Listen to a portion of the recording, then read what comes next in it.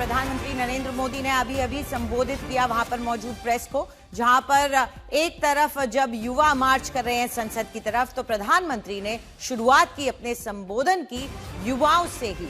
उन्होंने एक private sector के स्टार्टअप जो अंतरिक्ष के मुद्दे पर काम कर रहा है, उसकी एक बड़ी उपलब्धि की बात करते हुए कहा कि युवा जो है हमारे देश में आगे बढ़ रहे हैं। उसके बाद उन्होंने कई मुद्दों को उठाया, चाहे वो ऊर्जा से जुड़े हों, जो संकट पूरे दुनिया में देखा गया, जो देश ने भी झेला।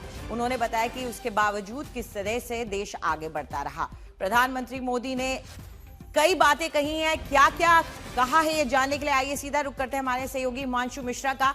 हिमांशु, एक अपील भी आई उनकी तरफ से कि शांत रहे। उन्होंने कहा तूफान की जरूरत नहीं है, आवाज को बुलंद करने के लिए शांति से भी तथ्य रखे जा सकते हैं। तो इस अपील में क्या दिखाई देता है आपको?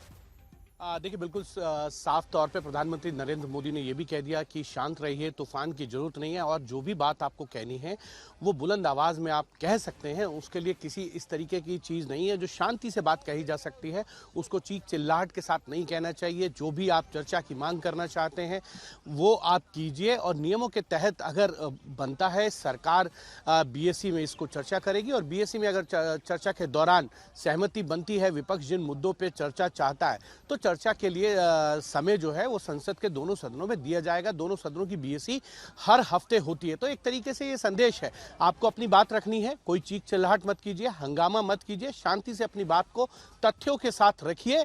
सारा देश उसको सुनना चाहेगा, हम भी सुनेंगे, हम भी जवाब देंगे। जी बिल्कुल। और बीएसी यानी कि बिजनेस एडवाइजरी कमेटी, जहां पे तय किया जाता है क्या क्या मुद्दे इस बार संसद में सेशन में लाए जाएंगे, तो क्या इस बार फोकस रहेगा सत्र का? इस बार की बीएसी में क्या तय हुआ?